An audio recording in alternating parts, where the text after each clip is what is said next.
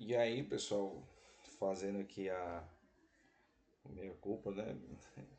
Deu um BO na gravação, mas vamos continuando, né? O momento em que o diodo vai bloquear, abrir, é quando a corrente passar por zero, tá? E aí a gente percebe, né, que enquanto você tinha tensão negativa na entrada e o diodo conduzindo, né, vai resultar aí numa situação em que a gente vai ter tensão negativa, né? Passando aí na nossa carne. Tranquilos? Então, ó, a gente pode analisar isso aí matematicamente, né? Por exemplo, de 0 até T3, aqui, ó, ou seja, de 0 até o tempo 3, a gente sabe que o meu indutor carregou e descarregou. Então entrou no estádio de equilíbrio, né? E por que que a gente pode dizer que ele realmente entrou no estado de equilíbrio? Porque aqui, ó, eu tenho uma corrente no período T3, que é zero, menos uma corrente no início, que também é zero. Ou seja, a gente viu isso lá nos conversores, né? No conversor CCCC. Que se eu tenho em um período de chaveamento, né? Que não tem chaveamento, mas se a gente tem um período de análise em que a corrente de início é igual à corrente final, ocorreu um balanço energético, né? A gente garante aí o equilíbrio energético. Tudo bem? Então significa dizer que a integral na tensão do indutor, em cima do indutor VLDT, no período de 0 até T3, ela é nula, né? Outra forma da gente interpretar graficamente é só olhando as áreas, né? Então, se eu posso dizer que essas áreas são iguais em módulo, se eu fizer a subtração delas, né, eu também vou ter a nulidade, ou seja, energia líquida igual a zero. Né? A gente não armazena energia nesse período de análise. Obviamente que a área positiva aqui, ela é caracterizada entre 0 e T1, que é onde a gente tem uma tensão positiva no indutor. Então, a integral de 0 a T1 é a área A, e de T1 até o T3 seria a área de descarregamento da indutância. Beleza? Então é outra forma da gente ver aí o equilíbrio, né? E aí, pessoal, beleza. Ali em relação ao indutor, o efeito indutivo num retificador de meia onda, né?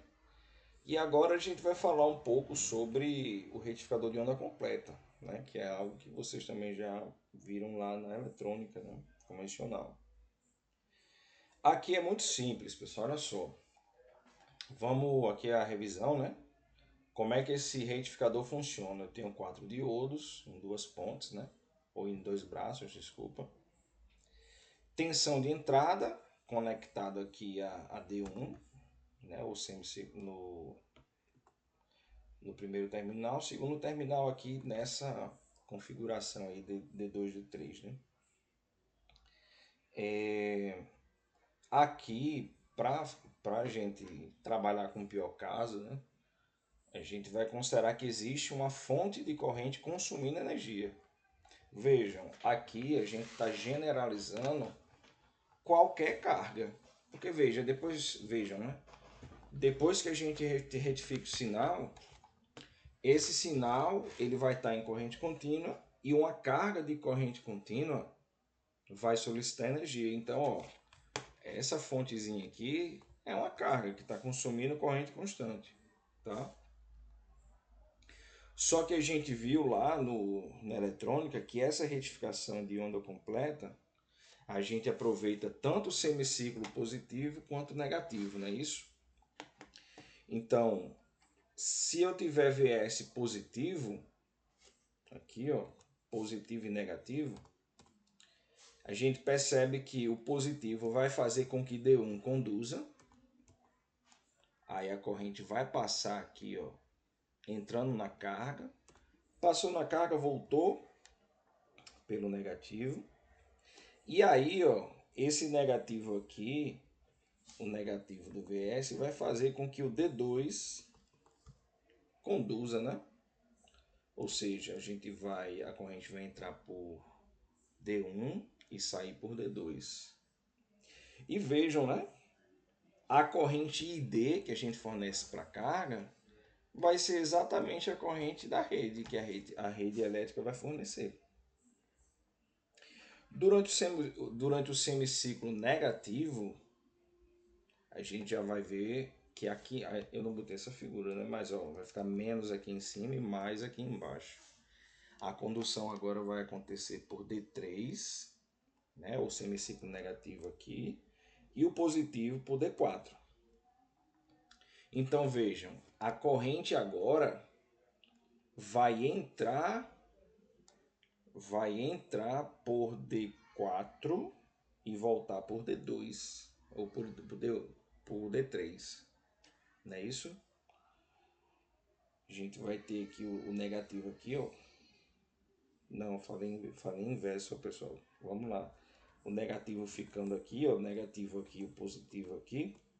Então a corrente entra por D3 e volta por D4. Tá certo?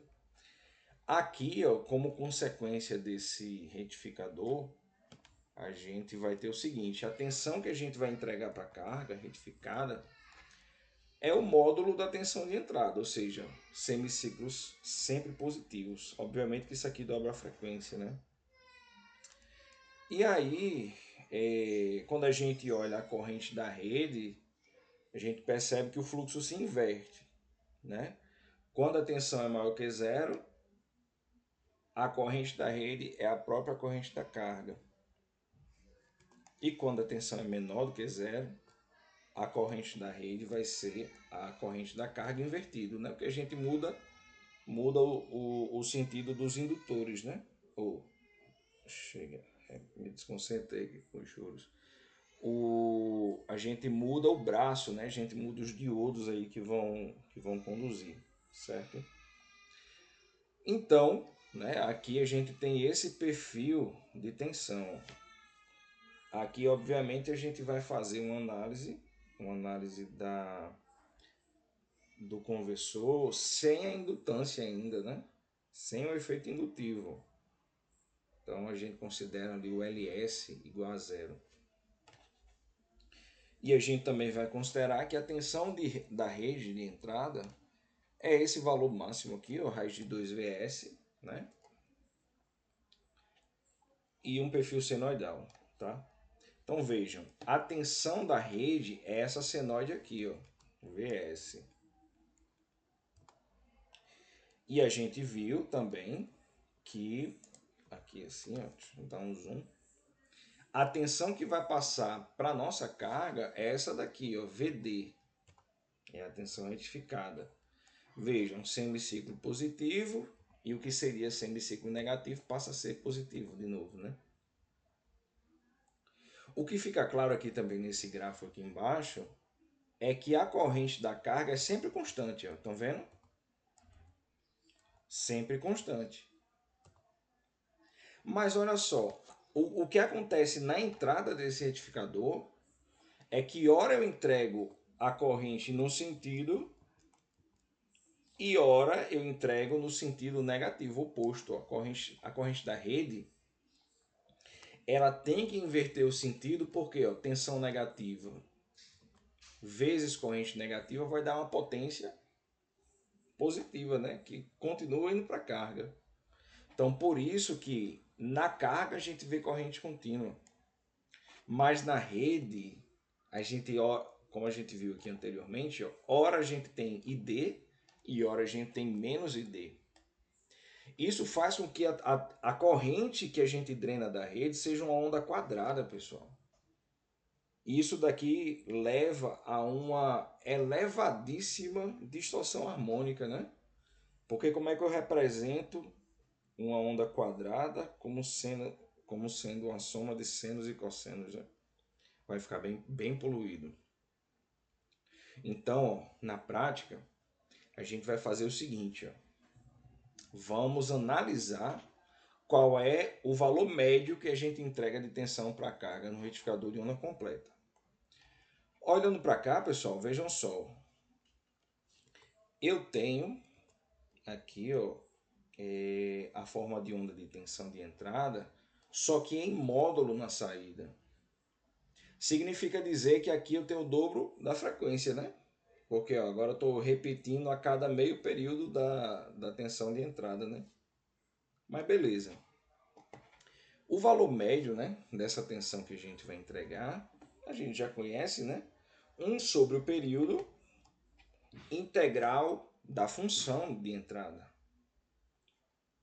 Obviamente que integrado no período de análise, né? Do valor médio. O que a gente tem que ter em mente aqui é o seguinte. O período que a gente vai analisar agora não é mais 1 sobre t, porque 1 sobre t seria a senoide completa. Agora eu tenho 1 sobre t sobre 2, ou seja, metade do período, porque antes era a cada 360 graus e agora na minha saída eu vou ter 180 graus. Tá? E aí vamos lá, vamos resolver a integral. Ó. Integral, quem é que sai daqui dessa integral? Sai o raiz de 2, sai o Vs, certo?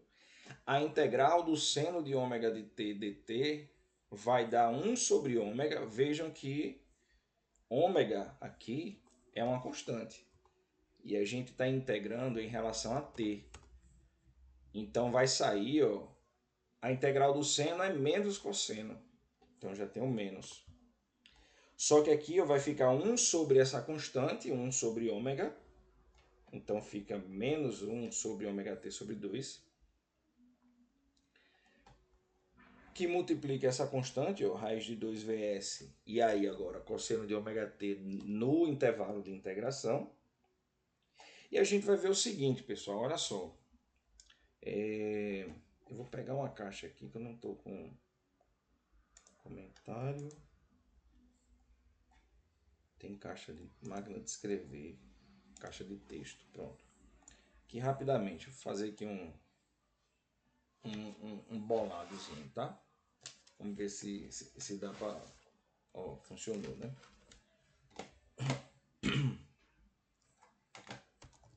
Pronto. Vamos lá. A gente sabe que ômega é igual a 2π vezes F, não é assim? 2π vezes a frequência, mas isso daqui também pode ser 2π dividido pelo período, não é assim?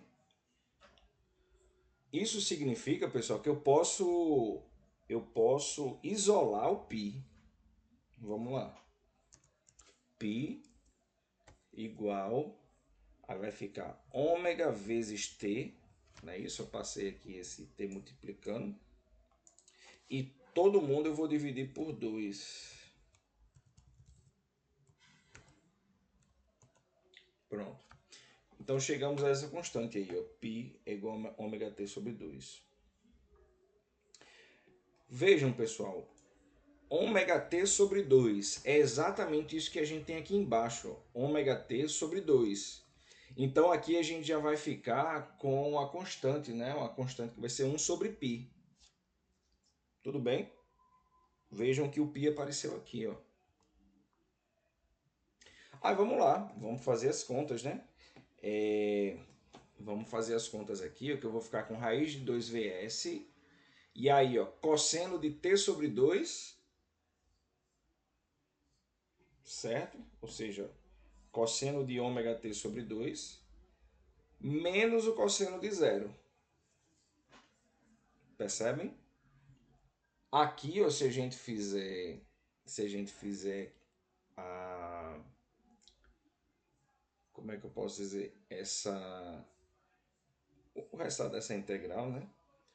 A gente vai ficar aí com esse 2 sobre π vezes Vs e 2 sobre π, né, Vai ficar o quê? Vai ficar só raiz de 2vs aqui, né? 2 raiz de 2, né? Tipo 1 sobre π, aí esse menos vai sumir aqui com o resultado dessa integralização. E aí vai dar um 2, né? Fica 2, isso, 2 raiz, façam aí, viu? 2 vezes raiz de 2 sobre π. 2 raiz de 2 sobre π é uma constante, pessoal, isso aqui dá 0,9. Ou seja, o valor médio que a gente entrega para a carga, vou excluir isso aqui, o valor médio aqui, ó, esse VD, o valor médio que a carga recebe, é 0,9 vezes o valor da entrada, certo? Isso daqui, obviamente, considerando LS igual a zero. Obviamente que se eu tenho essa corrente, essa tensão reduzida em 0,9, eu também vou reduzir 0,9 a corrente que a gente ia fornecer, né? Em relação à corrente de entrada, né? Então, ó, como a gente tem a corrente de entrada sendo igual à corrente de carga, a gente pode ter o valor da fundamental, né, que é centrado lá na frequência do sinal. 0,9 vezes ID vai ser a corrente fundamental, ó, a gente coloca aqui no primeiro índice, certo?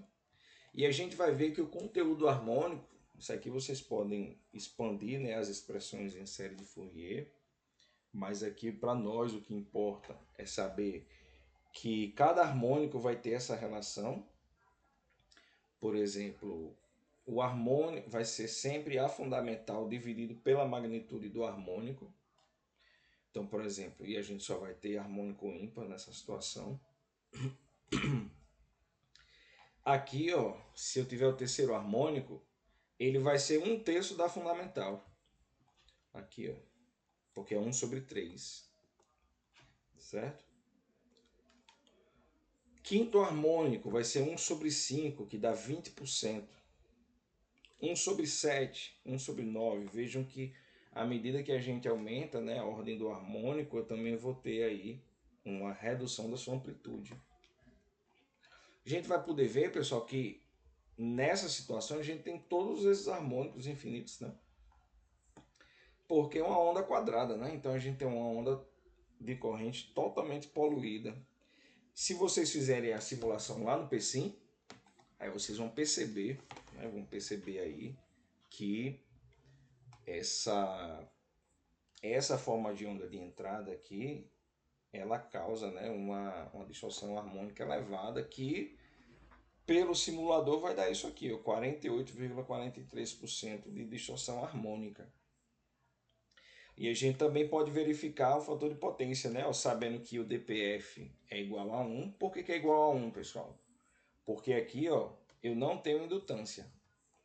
Então significa dizer que a minha componente fundamental ela está sincronizada com a rede, com a tensão de entrada. A componente da corrente, componente fundamental da corrente, está sincronizada, né, em fase com a tensão de entrada. E aí foi o que a gente viu aqui, né? Ó. Corrente de entrada é igual a corrente de saída, né, que é de corrente contínua.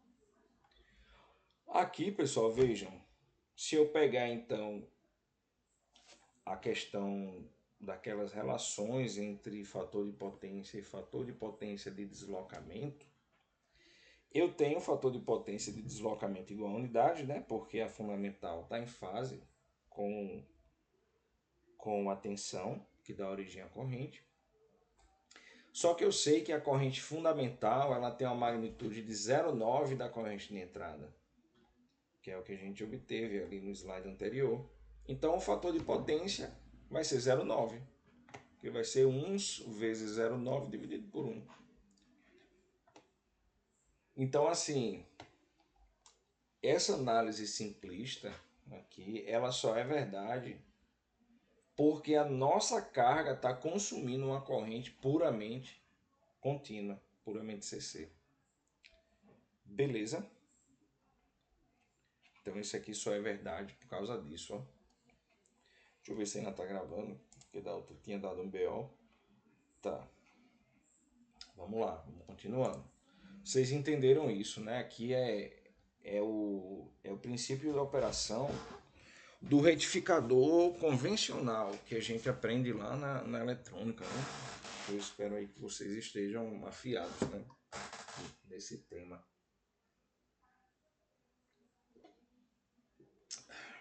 E aí, agora a gente vai analisar o efeito que a indutância causa nesse sistema, tá? Vejam, a indutância nesse sistema a gente vai considerar somente um braço, tá? Inicialmente. Então o braço é esse aqui, ó. D1, D2. E eu vou voltar aqui, ó, para vocês analisarem comigo, que D1 e D2 eles só conduzem quando a gente está no semicírculo positivo, tá? Aí vejam, a gente vai analisar isso aqui considerando a existência da indutância da rede, né? Porque a gente vai ver que a rede elétrica ela não é uma fonte ideal, ela tem indutâncias. E essa indutância ela vai prejudicar ainda mais, né, o comportamento desse conversor. Vamos entender.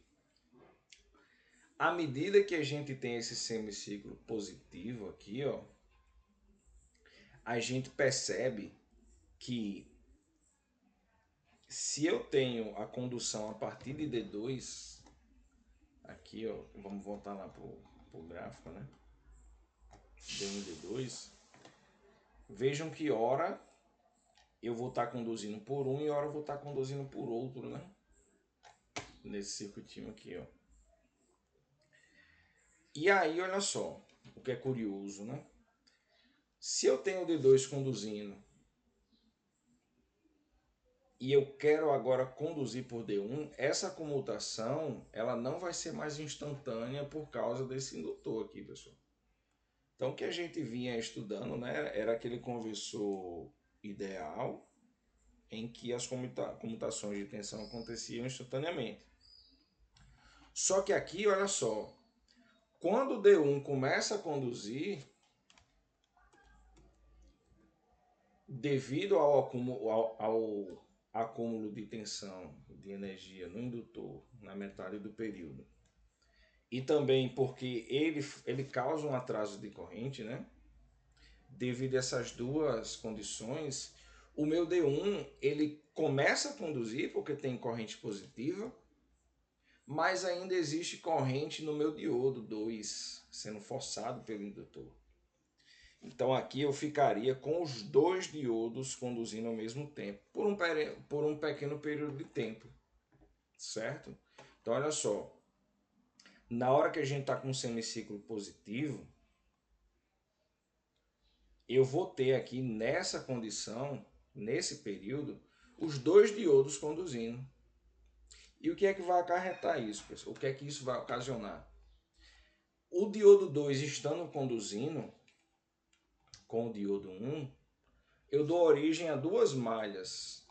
Uma malha curto-circuitada, ou seja, eu vou dar um curto no lado CC. Então, olha só, VD aqui nessa malha vai ser zero. Vai ter corrente. É um curto? Não. É um curto que tende ao infinito, né, de corrente? Não, porque eu tenho um consumo constante da carga. Então, aqui nesse momento, eu só vou ter corrente fluindo no nível da carga. Por outro lado, eu tenho aqui outra malha que vai ser a fonte de tensão, indutor, diodos, e uma corrente que é a própria corrente da rede. Ou seja, basicamente a rede não está fornecendo energia para a carga aqui, ó. Estão percebendo que eu isolei, né, a carga da rede? Somente porque tem esse indutor aqui. Então, vai existir um pequeno momento, que é esse momento da isolação, em que a tensão da rede vai carregar o indutor, pessoal. que é isso aqui, ó. Tensão no indutor. Quando passa de 0 para pequenos valores positivos, ó, o meu indutor vai começar a se carregar. Então, eu tenho que na minha carga, o VD, ó, VD aqui, esse período, na subida, eu vou zerar a tensão, pessoal. Olha só. A gente vai ter, durante a passagem por zero positivo, né, subindo, a minha carga para de receber tensão da nossa rede elétrica. Isso é muito ruim, pessoal. Vocês estão percebendo que eu basicamente vou perder valor médio que eu estou entregando para a carga. Vejam que na descida não tem problema nenhum. A comutação para baixo, que a gente não está analisando. A gente está analisando só de cima. Para esse circuito aqui. Aí vejam, eu vou ter perda de tensão sendo entregue para a carga. No nosso sistema, né, eu só vou ter aqui o semiciclo positivo. A carga também em relação à corrente, ó, quando a gente olha a corrente que a gente vai entregar, lá no nosso sistema ideal aqui, a gente tinha transições assim, ó, tendendo ao infinito. Daqui veio para cá, ó, o ID, tá vendo um quadrado, forma de onda quadrada. Aqui, devido a essa desconexão da carga, eu vou ter, ó, um perfil de carregamento da indutância, né? Um circuito RL, um circuito L, né? Vejam, ao invés de subir instantaneamente para o valor da corrente, o ID, que seria olhando do ponto de vista da corrente de entrada, eu vou ter uma dinâmica, ó, que de 0 até um período que a gente vai chamar Mi, aqui, Mi, de 0 até esse período, eu tenho um carregamento, que é a corrente elétrica responsável por carregar a indutância. Estão vendo?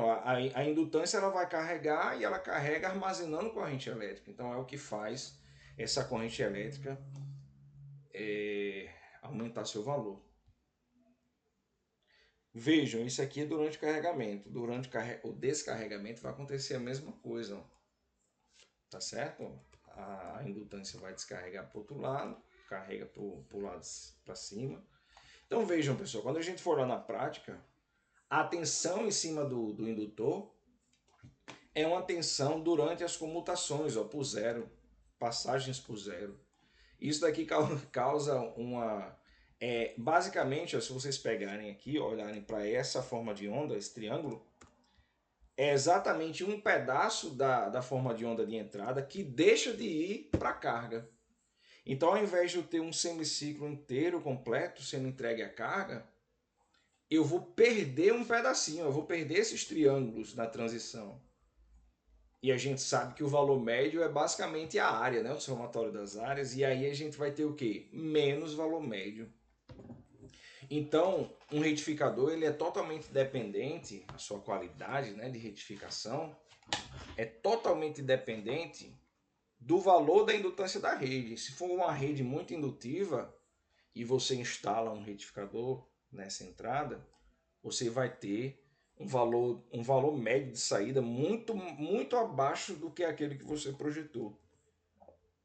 Isso se você não considerou, né, o efeito da indutância. Vamos para frente. Então aqui, ó, obviamente que a gente tem que fazer os cálculos matemáticos, né? Vamos lá. Olhando para essa pequena região da indutância, a gente sabe que nesse pequeno período, de 0 até Mi, 0 até Mi, o indutor está segurando a tensão da rede, pessoal. Não está passando nada para a carga aqui, ó. Então significa dizer que a tensão que está em cima do indutor é aquela tensão da rede, ó, raiz de 2 VS seno de ômega t. E tudo isso vai ser igual à dinâmica de tensão do indutor. LS, DIS, DT, porque eu estou conectado na rede, então por isso que é tudo S. Aqui a gente vai fazer um algebrismo para melhorar nossa análise matemática. O que era LS, DIS, DT, a gente vai multiplicar por ômega e dividir por ômega. Vejam, é uma operação que não causa nenhuma alteração. Além de facilitar a nossa análise matemática. Porque eu multipliquei por ômega e dividi por ômega. Então ficou ômega LS, DIS, de ômega T embaixo. Tudo bem? Obviamente que eu vou pegar esse d ômega t aqui, ó, e vou passar multiplicando. Aí vai ficar assim, ó. Raiz de 2 vs seno de ômega t. E aí agora fica... Por que é mais fácil? Né? Porque agora a nossa variação é em relação ao ângulo. O ângulo de variação, né? Ou seja, a posição angular. E não mais em relação ao tempo. Então eu vou ficar assim agora com as 2 vs seno de ômega t, de ômega t.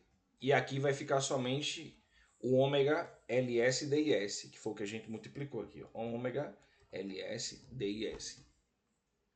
Espero que vocês estejam entendendo, pessoal. Olha só.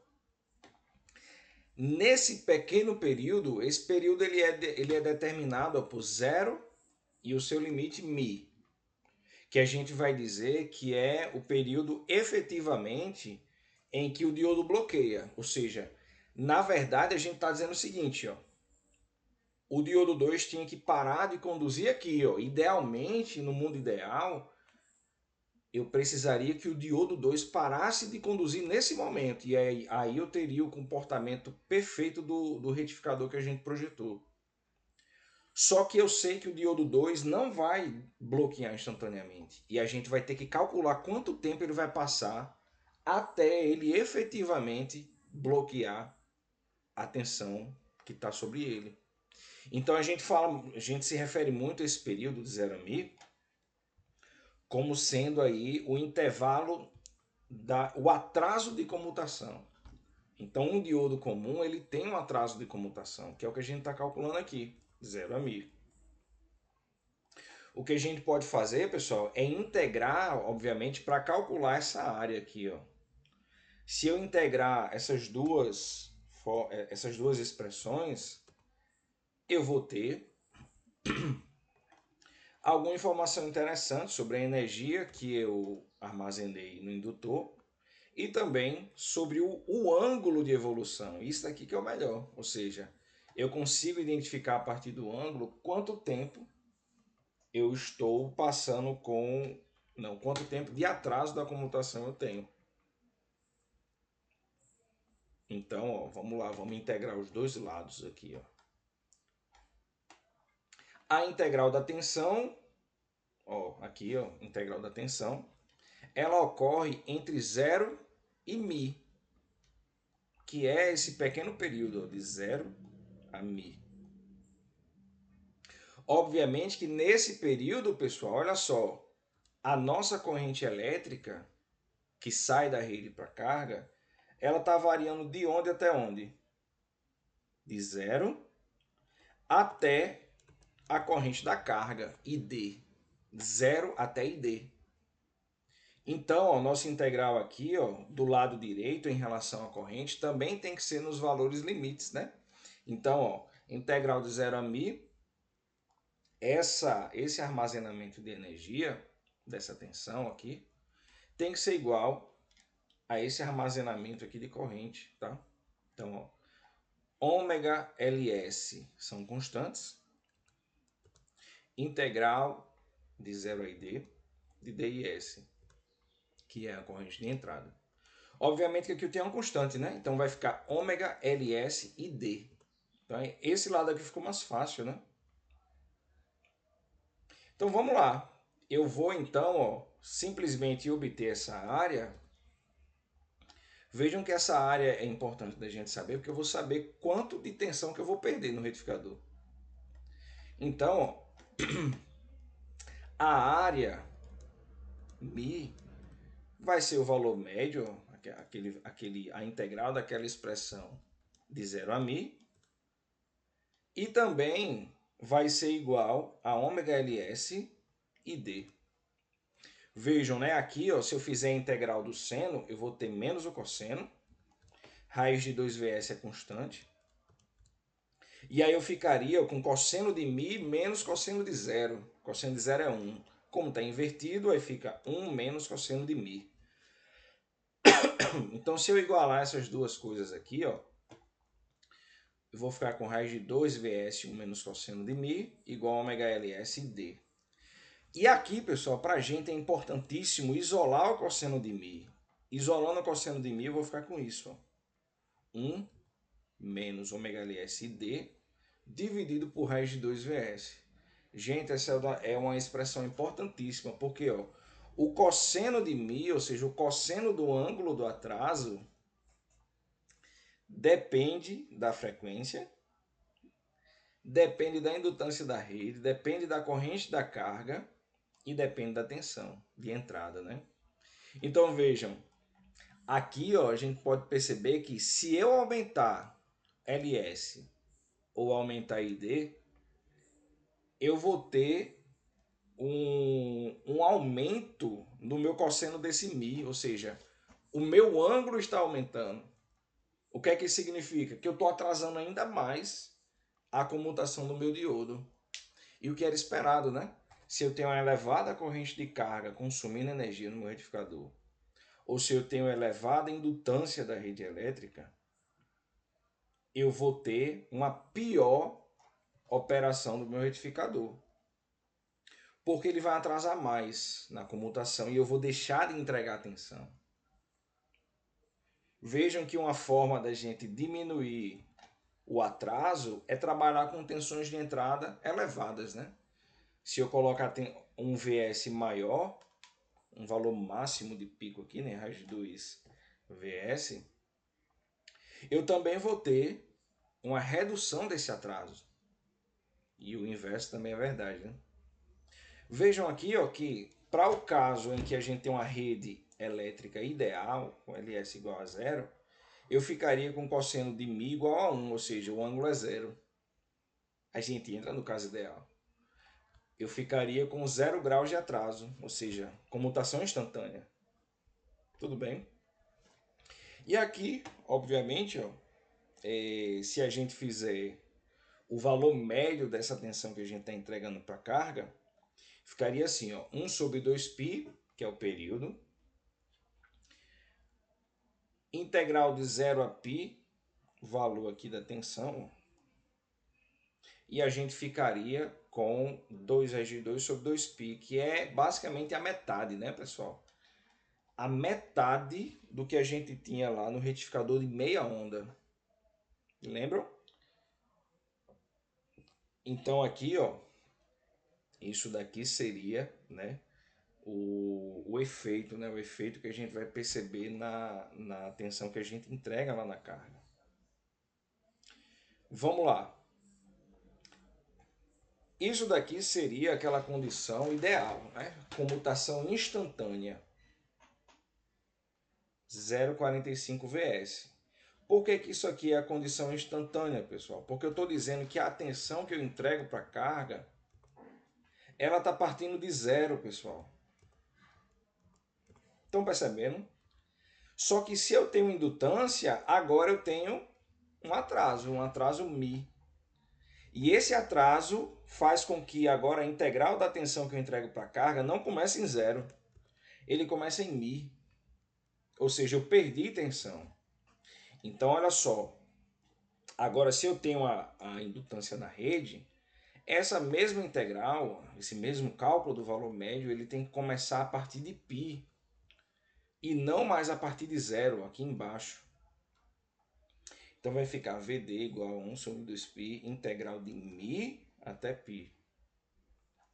Beleza? Obviamente que a gente vai poder, ó, fazer aí a integral por partes, não é isso? Vejam, eu posso reescrever aqui a integral, já que é de μ até π, eu posso pegar aquela integral que a gente já conhece, que é de 0 até π, ó, essa daqui, ó, que seria o todo, e vou subtrair desse valor o valor médio que eu perdi entre 0 e π. Olha só que da hora, né? Isso aqui é uma sacada, né? Uma sacada boa para resolver um problema aí mais complexo matematicamente. Essa primeira expressão aqui, ó, a gente já calculou, que dá 0,45 Vs, que é o que a gente já aprende lá do retificador de onda completa para um braço. Só que aqui, ó, quando eu faço menos aí a integral de 0 a μ, não sei o que, a gente já calculou isso daqui, ó. Esse integral de 0 até μ dessa função de tensão, a gente já calculou. É a própria área de μ, né? Aquela área de tensão que fica em cima do indutor. A gente já calculou isso aqui, ó, que vale ômega ls e d. Então, ó, 1 sobre 2π vezes a área vai ficar área de μ sobre 2π. Então, a tensão média que a gente vai ter na nossa carga vai ser o valor que eu teria idealmente, 0,45 da tensão de entrada. Só que se eu tenho um atraso, esse atraso de tensão vai causar esse atraso de comutação vai causar uma perda de tensão. Essa comutação do diodo aqui, ó, pelo fato do LS existir aqui, ele vai causar uma perda de tensão. Eu esperaria 0,45 de Vs. Mas como tem um atraso de comutação, eu vou perder uma parcela de tensão. Então, se era para eu entregar 100 volts contínuos, eu vou entregar 95, vou entregar 93. E por esse motivo, como a gente tem uma redução de tensão, a gente diz que é um fator. Esse fator, área de μ sobre 2π, que dá ômega ls d sobre 2π, a gente chama de perda de tensão devido à comutação não instantânea dos diodos. Tudo bem? Gente, eu vou só fazer aqui para não ficar tão longa a aula. Tudo que a gente fez foi para um braço, não foi isso? D1 e D2. Quando a gente está analisando esse D1 e D2, a gente está analisando somente a corrente elétrica que vai de 0 até ID, não é isso? Concordam comigo? 0 até ID.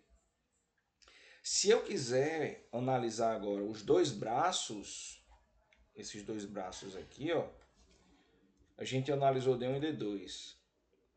Aí analisando o D3 e D4, vocês concordam que agora é só eu considerar o semiciclo negativo da corrente, não é isso?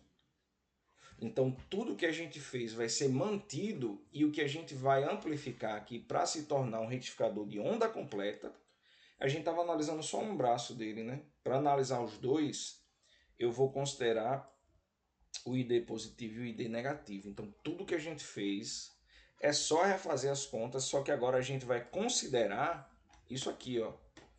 A extrapolação por retificador de onda completa vai ser verdade. Tudo que a gente viu, ó, tô vindo aqui da esquerda, ó, a de μ vai ser integral de 0 até μ, né? Ou seja, aquela área só do atraso.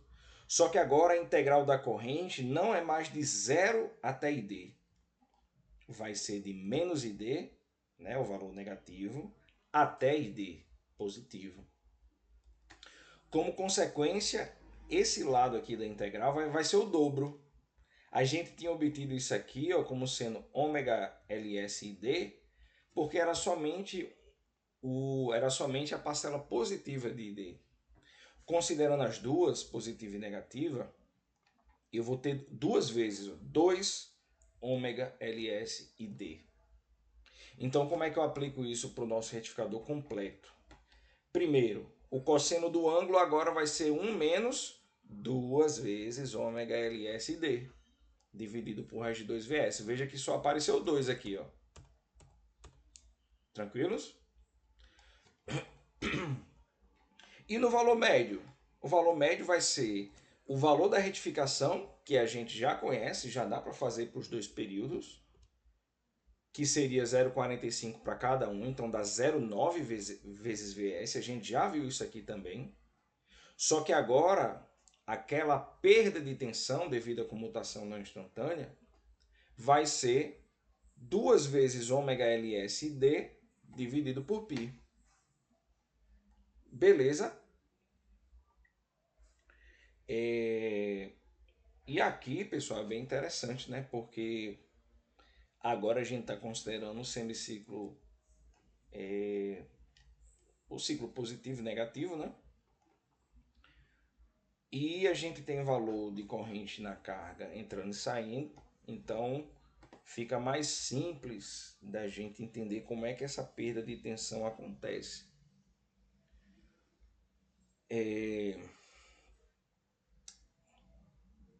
Que mais? Pronto, aí seria isso, né?